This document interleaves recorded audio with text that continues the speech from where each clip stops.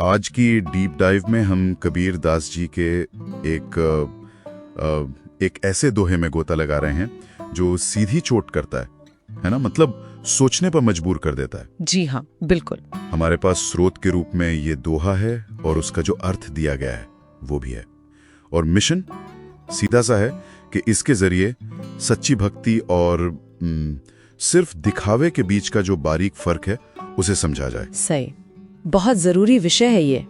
हाँ, तो कबीर का वो तीखा सवाल सुनिए जरा। हाँ, तो कबीर का वो तीखा सवाल सुनिए जरा। राम नाम की ओट ले क्यों फिरे जग में लोग। हाँ। तो कबीर का वो तीखा सवाल सुनिए जरा। कबीर कहे नाम बिन सभी झूठे योग। वाह, है ना।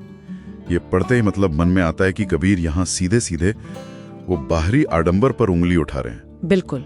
ऐसा लगता है वो कह रहे हैं कि सिर्फ नाम का सहारा लेना शायद काफी नहीं है, कुछ और भी है जो ज्यादा जरूरी है। क्या ऐसा है? बिल्कुल सही पकड़ा आपने।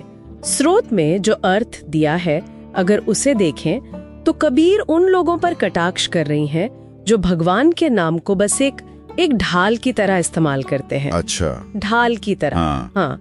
जिसे स्रोत कहता है केवल नाम का सहारा लेकर दिखावा। अच्छा, तो कबीर के हिसाब से ये लोग असल भक्त है ही नहीं, ये बस दुनिया को दिखाने के लिए नाम जप रहे हैं। ओह, तो मतलब ये हुआ कि जैसे कोई कवच पहन ले और सोचे कि अंदर की कमजोरी छिप गई, ऐसा कुछ। हाँ, कुछ वैसे ही समझिए।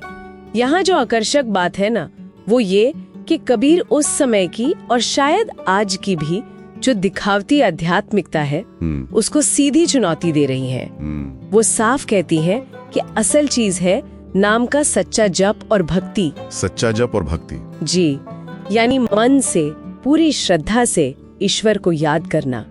स्रोत इसी को सही मार्ग बताता है। ठीक है। और इसके बिना बाकी सब तरीके जिन्हें कबीर सभी झूठे योग कहती हैं, चाहे वो कितने ही जटिल क्यों न दिखें, वो सब बेकार हैं, खोखले हैं।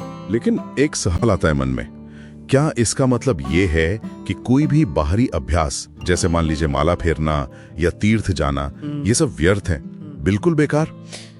या कबीर सिर्फ उस नियत पर सवाल उठा रहे हैं जिसके साथ ये किया जाता है, मतलब इरादे पर? ये बहुत अच्छा सवाल है। देखिए, समझना जरूरी है कि कबीर का निशाना मूल रूप से पाखंड पर है, उस दिखावे पर जहां अंदर भाव शून्य है और बाहर सारे कर्मकांड हो रहे हैं। हाँ, जहाँ दिल खाली है। बिल्कुल, वो सच्ची भावना के महत्व पर जोर दे रही हैं। अगर कोई बाहरी क्रिया मान लीजिए सच्चे मन से की जाए, बिना दिखावे की इच्छा के, तो शायद कबीर उसे झूठा योग ना कहें।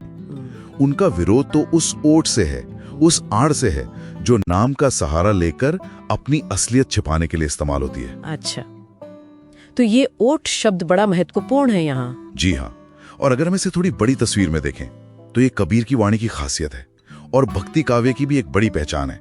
अंदर के अनुभव पर जोर देना, आंतरिक सच्चाई पर। अंदर क्या है वो? हाँ, बाहरी रूप कैसा भी हो, अंदर क्या है वो मायने रखता है। और ये सिर्फ आध्यात्मिकता की बात नहीं है, मुझे लगता है ये तो इंसान की एक बुनियादी कश्मकश है, असलियत बनाम दिखावा, है ना? सही बात है। ये तो जीवन के हर पहलू में दिखता है। बिल्कुल।